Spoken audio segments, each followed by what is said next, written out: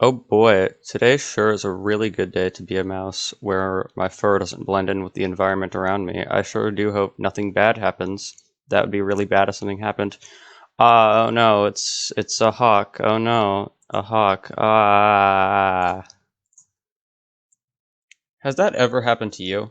Hi, I'm Garmfreckle, and I am here to tell you about natural selection.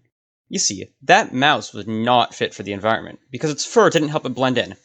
Through natural selection in the VISTA method, this problem can be fixed. Hi, I'm Science Man John, and I'm going to explain what the VISTA method is.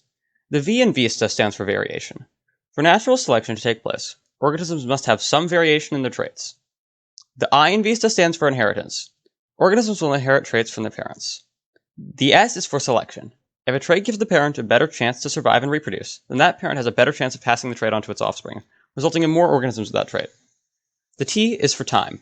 Over time, a trait that helps an organism survive will become more prominent throughout the population and can often spread to the whole population. The A is simply for adaptation, the new advantageous trait that has been developed. Let's apply this to the first example with the mouse and see what happens. Oh boy, I sure do love being a hawk. I hope I can find some yummy mice to eat so I don't have to go eat somewhere else.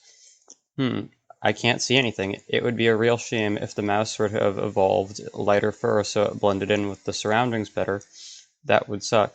Oh well, there is nothing here. I guess I will just go to McDonald's. Whoa, that was really cool. I can't believe that really worked. Is there a way that I can do this like right now? And can it help me here? And like, how do I even know this is real though? Like, it doesn't make sense. Do you have any proof? Well, no, it really can't help you right now. Evolution takes a really long time, like a really long time to actually work. But this could help your offspring. That's pretty cool, right? Yeah. But there is proof that this is real. You were questioning that earlier. It's really real, dude. We can look at some whales, and that will prove it. I sure do love being a Pachycetus, which is an early land mammal and an ancestor to whales. Yo, dude, I had a really, really good idea.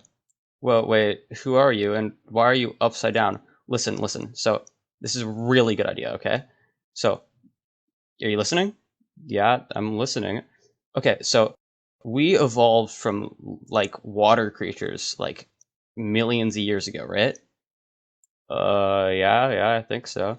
So, like, what if we just slowly evolved over the next couple million years to just go back in the water just to like kind of, undo all that? That'd be pretty funny, right?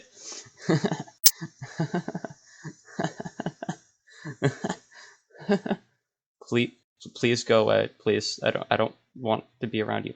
Okay, fine. God. As we can see in this chart on the left, whales have in fact evolved from the Pachycetus because that's what it says in the chart on the left. And that's pretty cool because they did end up going into the water despite the first one in that example being reluctant to. And there's even more proof that whales evolved from land animals because you might be looking at this and you'll be like, "Hey, wait. How do we know that the whales actually did come from these guys? What if they're just kind of similar to whales?" Well, if you look at the figure on the right, you can see that whales have a vestigial pelvis structure. That Now, why would whales need a pelvis if they never were on land? Because that's a thing that supports legs, and they don't have legs, which proves that they at one point did have legs and were on land. Another really cool thing about natural selection and evolution is it's the process that creates new species, like new types of animals and stuff, and that's pretty cool. To demonstrate the process of how new types of species are created, we're going to use an example with bears.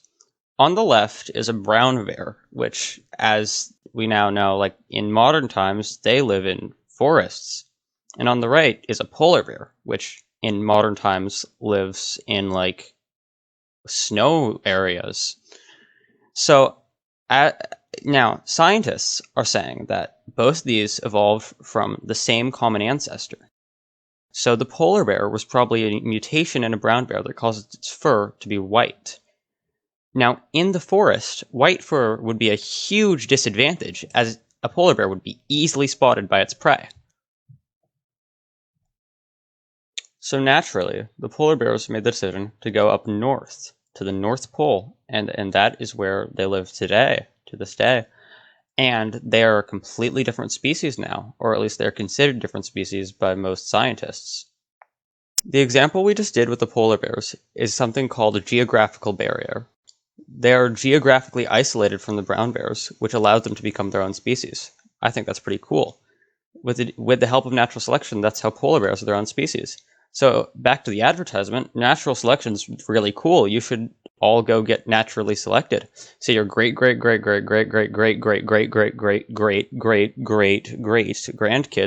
can do better at surviving in the environment, and they can be more better at making children too.